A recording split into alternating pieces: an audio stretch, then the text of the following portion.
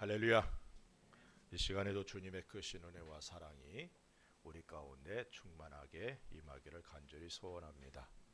두세 사람이 내 이름으로 모인 곳엔 나도 그들 중에 함께 하신다는 말씀 그대로 이 시간에 우리 하나님께서 우리 주님께서 우리와 함께 하심을 믿고 온전한 예배 드릴 수 있는 그런 시간 되기를 바랍니다.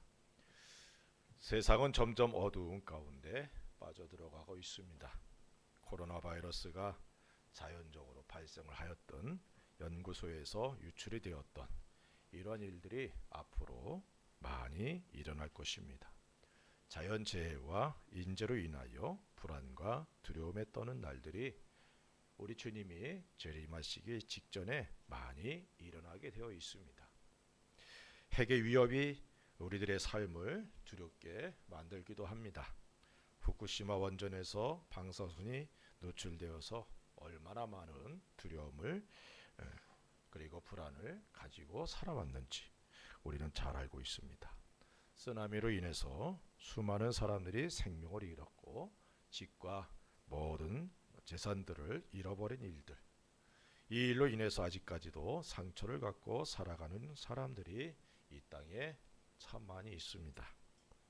우리들의 삶이나 역사를 통해서 알 수 있는 사실은 평화의 때는 잠깐이고 고난과 아픔과 슬픔은 우리 주변에 늘 가까이 있다는 사실입니다.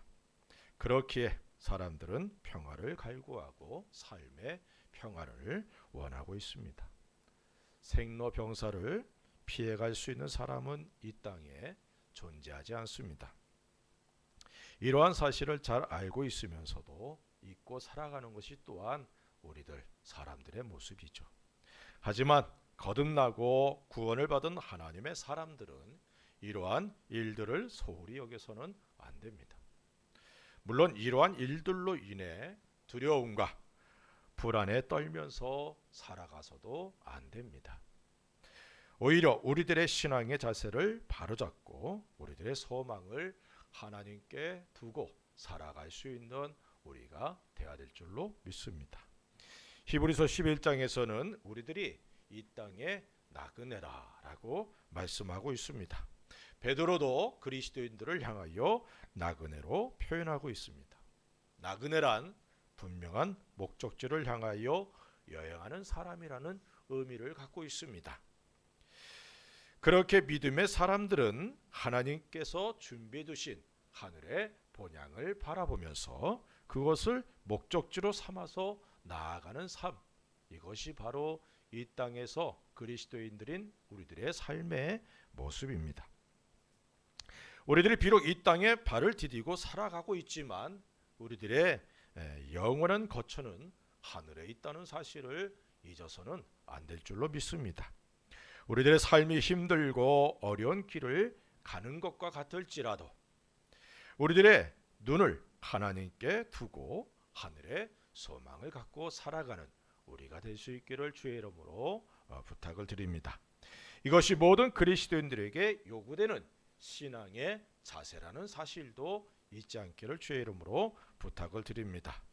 코로나 바이러스로 인하여 여러 가지로 불편하고 불안함이 우리 주변에 가득한 이런 환경 속에서 오늘의 말씀을 통해서 하나님께 소망을 두고 살아가게 되는 힘과 도전과 은혜를 받는 시간 되기를 간절히 소원합니다. 창세기 1장 1절에 보니까 이렇게 말씀합니다. 태초에 하나님이 천지를 창조하시니라. 왜 그리스도인들이 하나님께 소망을 두고 살아가야 되느냐? 그 첫 번째 근거가 하나님은 전능하신 창조주시기 때문이다 라는 사실입니다. 소망이란 하나님의 말씀에 의해 주어진 약속을 믿고 바라는 것을 의미하죠. 그런데 그 말씀, 즉 약속을 주신 분이 전능하신 하나님이시고 무에서 말씀으로 모든 것을 창조하신 창조주 하나님이십니다. 이러한 사실은 반드시 말씀하신 것을 이루시는 하나님이시라는 사실을 여기서 말씀하고 있죠. 이사야 선지자를 통해서 주신 말씀을 통해서도 이러한 사실을 우리는 확인할 수 있습니다. 이사야 55장 11절에 이렇게 말씀합니다. 내 입에서 나가는 말도 이와 같이 헛되이 내게로 되돌아오지 아니하고 나의 기뻐하는 뜻을 이루며 내가 보낸 일에 형통함이니라. 우리 하나님께서 하신 말씀들은 반드시 이루어진다는 사실을 우리가 잊어서는 안 될 줄로 믿습니다. 전능하신 하나님께는 불가능이 없어요. 성경을 통하여 불가능하다 여겼던 일들을 능히 이루신 우리 하나님의 전능하심을 우리는 많이 볼 수 있습니다.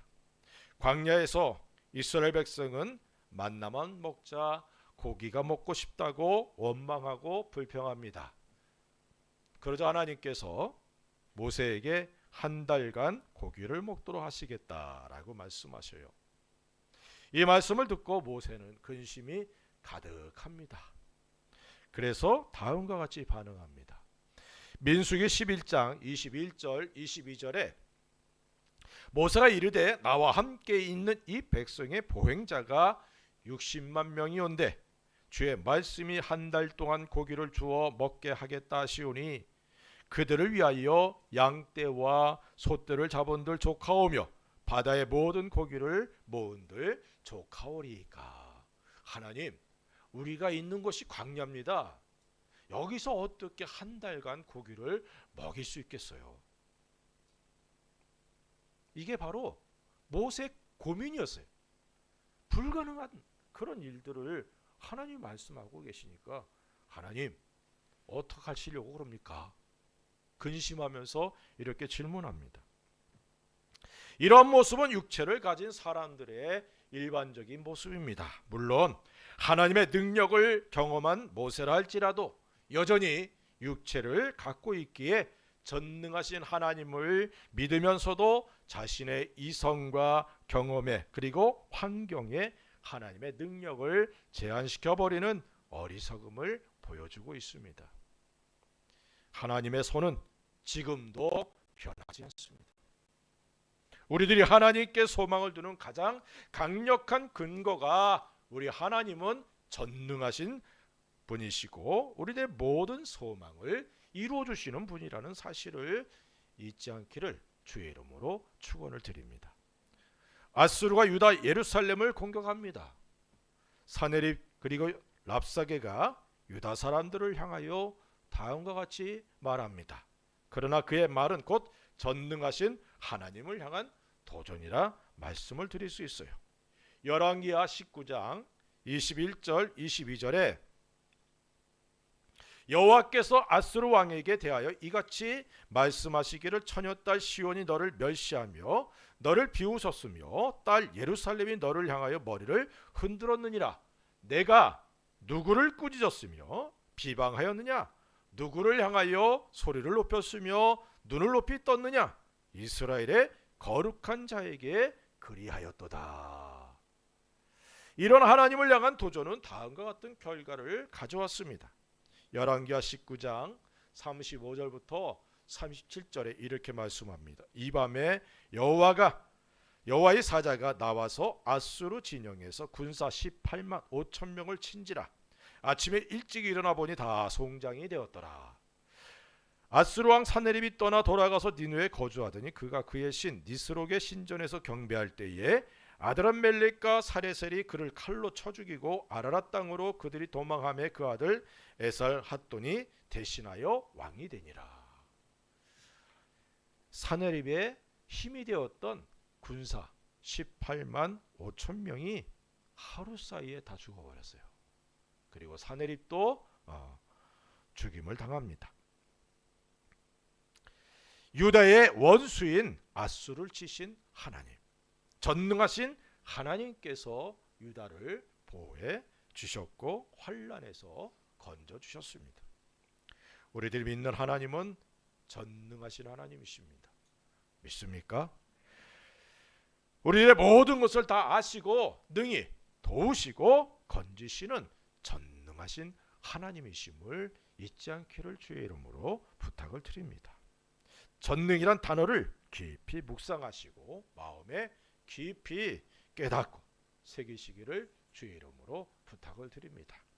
그리고 전능하신 하나님을 믿는 믿음이 우리들에게 있기를 주의 이름으로 부탁을 드립니다. 천지를 말씀으로 창조하신 하나님이십니다. 우리들을 지으신 창조주 하나님이셔요.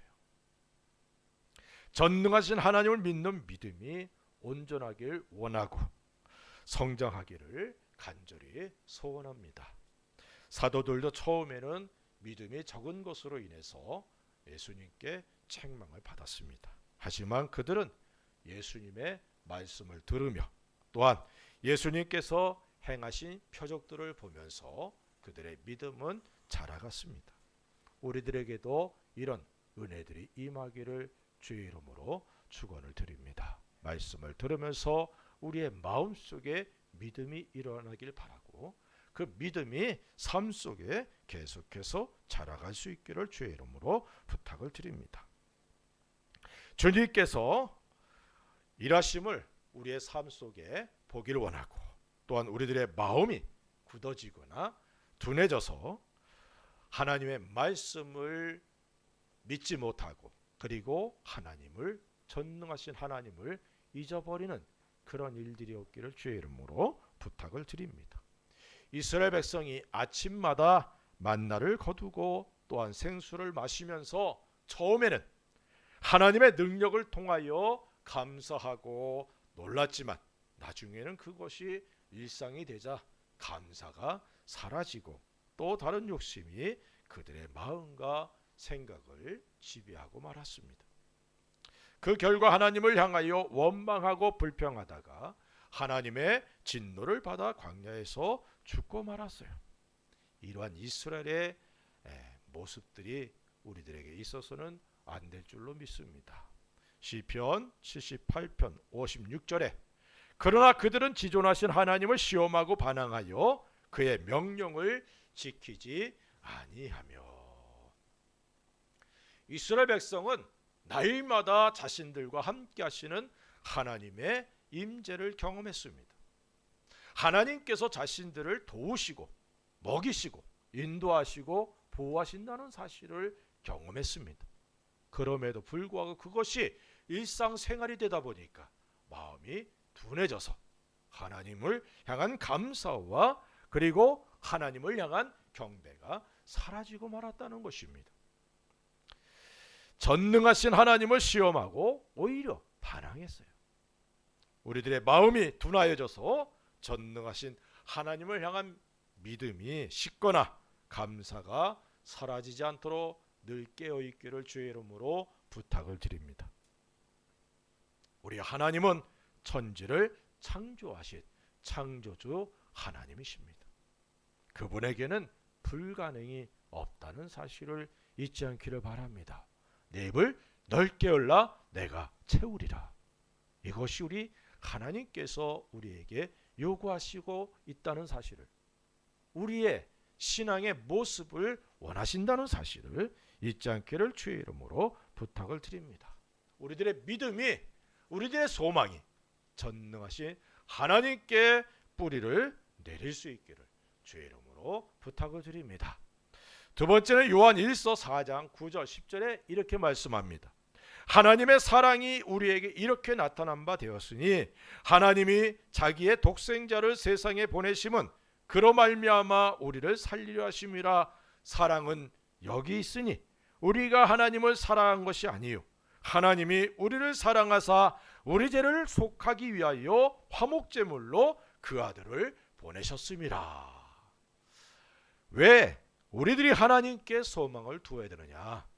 그것은 하나님이 우리를 너무너무 사랑하신다는, 나를 사랑하시는 하나님께 소망을 두고 살아가야 된다는 사실입니다. 성경에서 말씀하고 있는 사랑은 말로만 하는 사랑이 아닙니다. 그래서 우리 하나님께서도 너희가 입으로만 사랑하지 말라라고 말씀하고 있지 않습니까?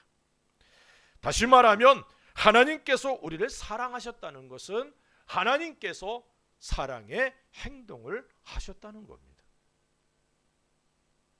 하나님께서 우리를 사랑하셔서 독생자 예수님을 이 땅에 보내주셨습니다.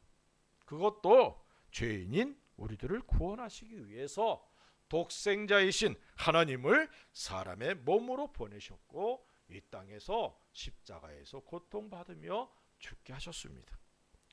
우리들이 자랑하고 사랑하는 십자가는 우리를 향한 하나님의 크신 사랑이라는 사실을 잊지 않기를 주의 이름으로 부탁을 드립니다. 우리의 죄를 해결하고 하나님과 화목하게 하시려고 예수님을 화목제물로 삼아주신 것이죠. 죄인인 우리는 하나님의 심판을 피할 수 없었던 존재입니다. 영원한 불못인 지옥에 가야 하는 존재였다는 사실입니다. 그런 우리를 하나님께서 사랑해 주셨어요. 로마서 5장 8절에 우리가 아직 죄인 되었을 때에 그리스도께서 우리를 위하여 죽으심으로 하나님께서 우리에 대한 자기 사랑을 확증하셨느니라. 하나님께서 나를 사랑하셨다는 강력한 증거, 그것이 예수님이 짊어지신 십자가입니다.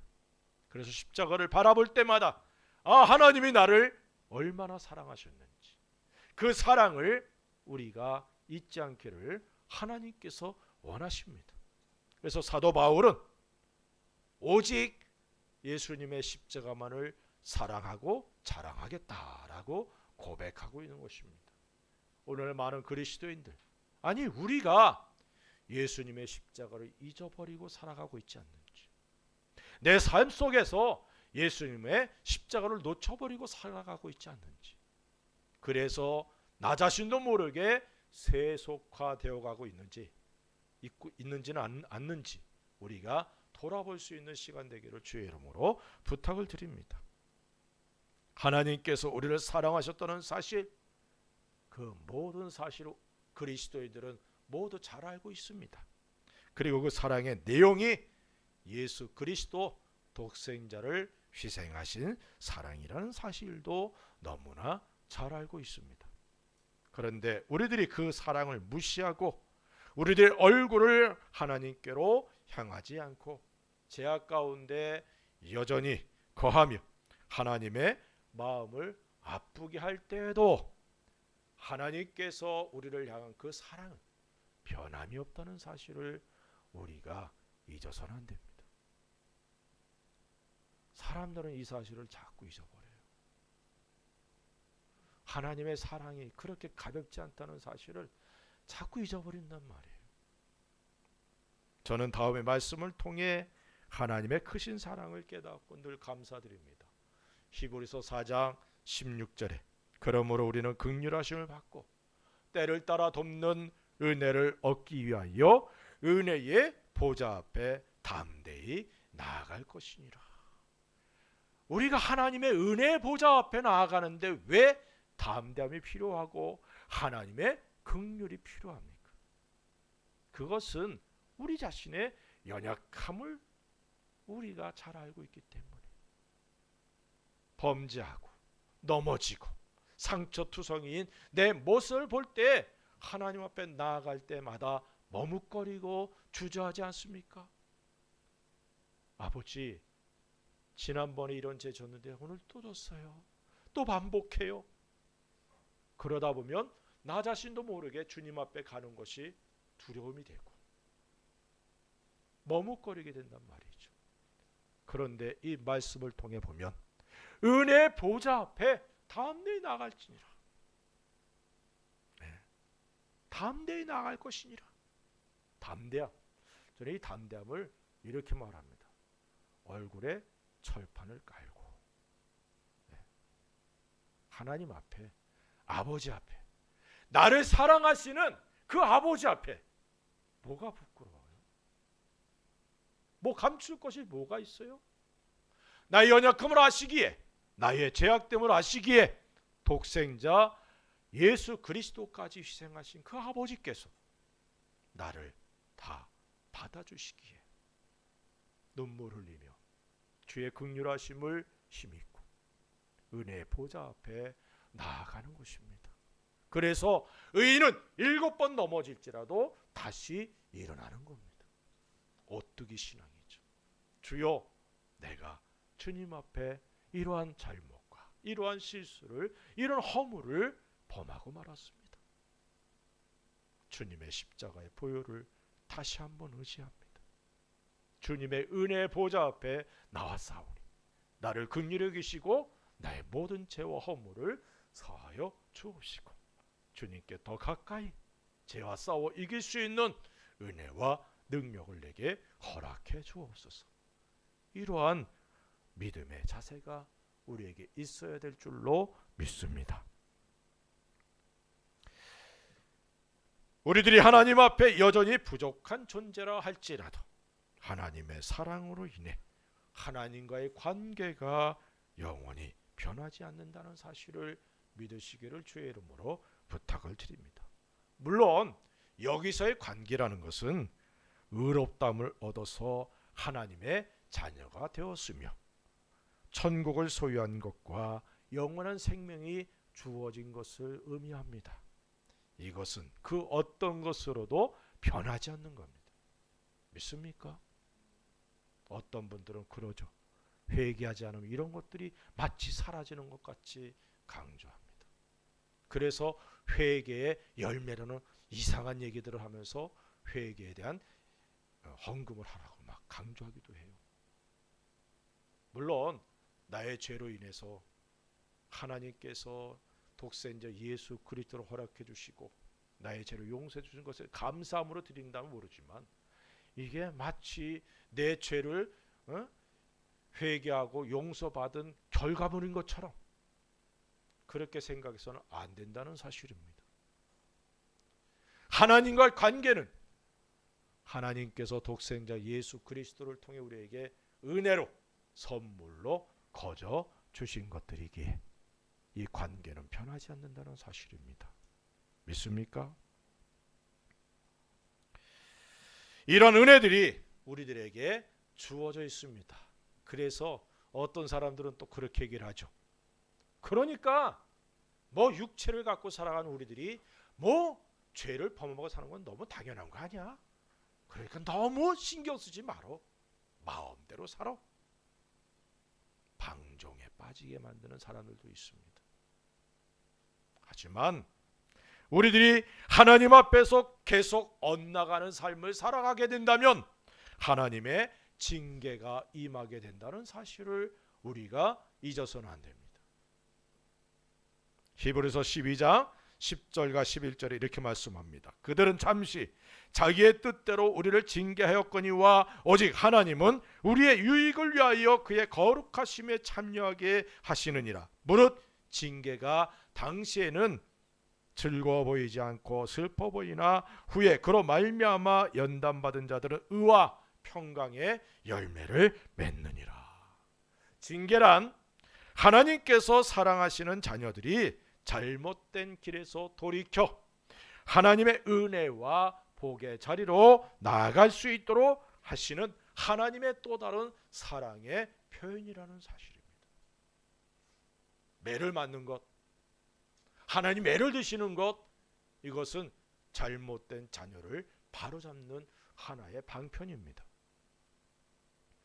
징계는 우리들의 유익을 위함이라는 사실을 깨닫게 되기를 주의 이름으로 축원드립니다. 당시에는 즐거워 보이지 않아도 아프고 또 아프고 아파서 주님 왜 나한테 이래요? 라고 그런 생각을 가질 수도 있겠지만 그 결과는 여기 보니까 의와 평강의 열매를 맺게 된다라고 말씀하고 있어요. 계시록 3장 19절에 보니까 이렇게 말씀합니다. 무릇 내가 사랑하는 자를 책망하여 징계하노니 그러므로 내가 열심을 내라 회개하라 라고 말씀하고 있습니다. 징계란 하나님의 사랑이라 할지라도 매를 통하여 하나님의 사랑을 확인하려는 어리석은 생각을 가져서는 안 됩니다. 제 친구가 대학교 들어가서 지방에 있는 대학을 들어갔는데 제가 군 제대하고 가서 만났는데 이 친구가 그러는 거예요. 고등학교 때까지의 그 신앙이 사라져 버렸어. 그러고서 그러는 거예요.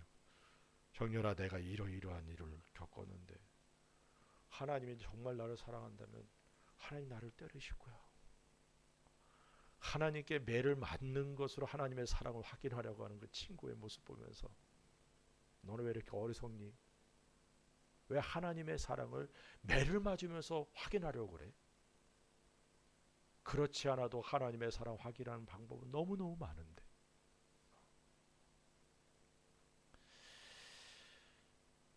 무한한 하나님의 사랑을 확인할 수 있는 방법이 얼마나 많은지 모릅니다. 그런데 매를 통하여 확인하는 것은 가장 어리석은 일이라는 사실을 잊지 않기를 주의 이름으로 축원드립니다. 하나님께서는 목사의 설교를 통해서, 기록된 말씀을 통해서, 환경을 통해서 우리들이 깨닫고 돌이키기를 원해요. 최후의 수단으로 우리에게 매를 드시는 겁니다. 하나님이 독생자 예수 그리스도를 우리들에게 보내주신 것, 이것이 우리를 향한 하나님의 사랑의 강력한 증거입니다. 이 사실을 통하여 다음의 말씀을 깊이 깨닫게 되기를 바랍니다. 로마서 8장 32절에 이렇게 말씀합니다. 자기 아들을 아끼지 아니하시고 우리 모든 사람을 위하여 내주신 이가 어찌 그 아들과 함께 모든 것을 우리에게 주시지 아니하겠느냐. 제가 부르심을 받고 이제 신학교 가기로 결정하고 하나님 앞에 기도하는데 성경을 참 많이 읽었거든요. 로마서 참 좋아해서 많이 읽었어요. 근데 기도하는데 이런 깨달음이 오는 거예요. 야, 아버지 하나님께서 나를 사랑하셔서 독생자 예수 그리스도를 보내주셨는데 무엇이 너를 아끼겠어? 그런 깨달음이 오는 거예요. 그래서 너무 감사하더라고. 나중에 성경 보니까 로마서 8장 32절에 딱 기록이 돼 있어요. 하나님께서 가장 귀하신 독생자 예수님을 우리들을 위해 보내주시기까지 우리를 사랑하셨습니다. 그리고 우리들에게 필요한 모든 것들을 공급해 주시겠다라고 말씀하고 있어요. 여기서 알 수 있는 것은 하나님의 사랑은 우리들의 모든 필요를 아시고 공급해 주신다는 사실입니다. 이스라엘 백성의 광야길에서 부족함이 없이 하나님께서 공급해 주시는 은혜를 경험했죠. 우리들이 살아가는 이 시간들이 마치 광야와 같습니다. 하지만 하나님께서 우리와 함께 하시고 우리들을 보호하시고 인도하시며 필요한 것들을 공급해 주시는 분이심을 믿으시기를 주의 이름으로 부탁을 드립니다. 왜요? 우리를 사랑하시기 때문에. 하나님은 우리들을 사랑하십니다. 그 사랑은 영원히 변하지 않는다는 사실을 잊지 않기를 바랍니다. 그 사랑에 근거하여 우리들의 소망을 하나님께 둘 수 있기를 바랍니다. 사랑은 여기 있으니 우리가 하나님을 사랑한 것이 아니라 하나님이 먼저 우리를 사랑하셨다라고 말씀하고 있어요. 이 사실을 잊지 않기를 바랍니다. 로마서 15장 13절 오늘 읽은 말씀입니다. 소망이 하나님 모든 기쁨과 평강을 믿음 안에서 너희에게 충만하게 하사 성령의 능력으로 소망이 넘치게 하시기를 원하노라. 왜 우리가 하나님께 소망을 두어야 되느냐? 우리 하나님이 바로 소망의 하나님이 되시기 때문에 그렇다는 사실입니다. 이 말씀을 통해 소망의 하나님에 대해서 알 수 있는 내용이 기록되어 있습니다. 첫째는 기쁨과 평강을 주시는 하나님이시라는 거예요. 소망이 필요한 경우 환난과 고난을 만났을 때 아니겠습니까? 그런데 하나님께서 기쁨과 평강을 주시는 하나님이시라는 표현 자체가 모든 환경을 주관하시는 하나님이심을 의미하고 있습니다. 우리들이 만나는 힘들고 어려운 환경들로 인해서 마음과 생각을 빼앗기고 지배를 받아서는 안 됩니다. 우리들을 모든 환난에서 건져주시고 우리들에게 기쁨과 평강을 주시는 하나님을 바라볼 수 있기를 바랍니다. 우리들의 믿음의 선배들은 환난의 때에 오히려 하나님을 바라보며 하나님의 얼굴과 하나님의 도우심을 구했다는 사실을 우리가 잊어서는 안 되죠. 그럴 때에 하나님의 일하심을 통하여 그들에게 기쁨과 평안이 넘치게 되었습니다. 핍박시대 로마의 폭정으로 인해서 핍박으로 인해서 수많은 그리스도인들이 순교당했습니다. 여러 가지 모양으로 죽임을 당했어요. 그러나 죽임을 당한 그 후에 그들의 모습이 너무나 평안했어요. 그래서 핍박하고 죽이던 사람들이 오히려 그 모습을 보면서 놀라고 그리고 충격을 받으면서 예수님을 믿게 되었습니다. 핍박으로 얼마나 많은 사람들이 순교를 당했는지 모르지만 그 열매들이 더 풍성했다는 거예요. 결국은 로마가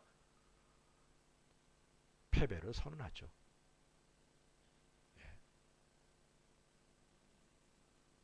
하나님께서 우리들에게 평안과 기쁨으로 채워주시는 분임을 잊지 않기를 주의 이름으로 축원을 드립니다. 성경은 그래서 우리들에게 다음과 같이 요구하고 있습니다. 시편 50편 15절에 환난 날에 나를 부르라 내가 너를 건지리니 내가 나를 영화롭게 하리로다. 하나님께서는 환난 가운데 소망을 갖고 부르짖는 믿음의 사람들을 통해 영광을 받으신다라고 말씀하고 있어요. 이렇게 우리가 결론을 지을 수 있죠. 환난, 고난, 아픔, 슬픔 그것은 하나님께 영광을 돌릴 수 있는 기회다. 믿습니까? 고난 가운데 있습니까? 아픔과 어려움 속에 빠져 있습니까? 그것이 하나님께 영광을 돌릴 수 있는 기회라는 거예요. 무엇으로? 부르짖음으로. 하나님께 소망을 두고 부르짖는 우리가 되어야 될 줄로 믿습니다. 두 번째는 소망이 넘치게 해주시는 하나님이시다라고 말씀합니다. 우리들이 이 땅에서 좁고 험한 길을 가고 있지만 소망의 하나님께서 우리들에게 소망이 넘치도록 해주신다는 사실을 믿으시기를 바랍니다. 소망의 하나님을 바라보면서 주님을 위해 더욱 헌신할 수 있는 힘을 우리들이 얻게 되기를 바랍니다. 바울은 예루살렘으로 올라가면서 다음과 같이 고백합니다. 사도행전 20장 24절에 내가 달려갈 길과 주 예수께 받은 사명 곧 하나님의 은혜의 복음을 증언하는 일을 마치려 하면 나의 생명조차 조금도 귀한 것으로 여기지 아니하노라. 바울이 이와 같이 고백할 수 있는 것은 그에게 소망이 넘쳤기 때문입니다. 바울과 같이 주어진 사명을 마치기 위해서 자신의 생명조차 귀하게 여기지 않는 올바른 믿음의 사람들, 소망의 사람들이 될 수 있기를 주의 이름으로 부탁을 드립니다. 예레미야 애가서 3장 24절부터 26절에 이렇게 말씀합니다. 내 심령에 이르기를 여호와는 나의 기업이시니 그러므로 내가 그를 바라리라 하도다. 기다리는 자들에게나 구하는 영혼들에게 여호와는 선하시도다. 사람이 여호와의 구원을 바라고 잠잠히 기다림이 좋도다. 이게 소망의 사람들의 모습이죠. 우리의 기업이신 하나님을 바라보는 우리가 될 수 있기를 바랍니다. 그것도 하나님께서 우리들 모든 환난에서 건져주실 그날을 잠잠히 기다리는 소망의 사람들이 될 수 있기를 주의 이름으로 부탁을 드립니다. 소망이 넘치게 하시는 우리 하나님, 소망의 하나님께 소망을 두고 살아가는 우리가 될 수 있기를 바랍니다. 우리들은 하나님께 부르심을 받고 구원을 받은 그 순간부터 소망의 사람들이 되었습니다. 우리들의 소망은 하나님께 있다는 사실을 잊지 않기를 주의 이름으로 부탁을 드립니다. 하나님은 전능하신 창조주십니다. 불가능이 없으신 전능하신 하나님을 믿는 믿음으로 소망을 하나님께 둘 수 있기를 바랍니다. 하나님이 우리를 너무나 사랑하십니다. 그 큰 사랑으로 인하여 라고 표현하고 있지 않습니까? 그 사랑으로 인하여 독생자를 희생하시면서 우리들을 구원해 주셨고 우리들에게 소망을 주셨습니다. 우리를 사랑하시는 아버지 하나님의 사랑을 늘 잊지 않기를 주의 이름으로 부탁을 드립니다. 이 동양 쪽, 특별히 유교의 영향을 받은 사람들, 그리스도인들은 말이죠, 아버지의 사랑에 대해 잘 몰라요. 아버지 그러면 괜히 엄하고 무섭고 그래요. 저희 아버지도 그랬어요.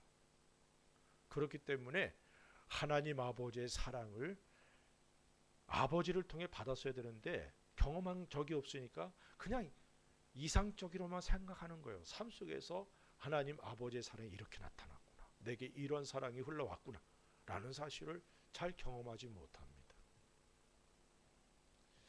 이런 한계가 있어요. 그런데 서양의 사람들은 부모를 통해 사랑을 많이 경험하죠. 그리스도인들이.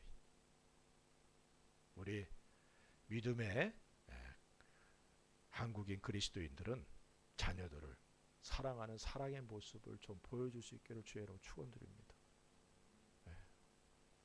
그리고 2세, 3세들은 그 사랑을 더 확장시키고 발전시킬 수 있기를 주의 이름으로 축원을 드립니다. 제가 결혼하기 전까지는 나는 정말 괜찮은 그리스도인이라고 생각했어요.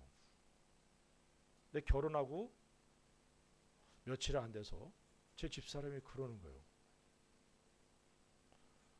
아니 왜 그렇게 말하니? 뭘? 남자가 하는 일에 이런 말을 내가 썼다는 거예요. 그걸 깨달아서 야, 나는 유교적인 바탕에 근본을 둔 그리스도인이었구나. 많은 한국의 남성 그리스도인들이 그래요. 하나님께서 우리들을 향한 하나님의 사랑을 잘 몰라.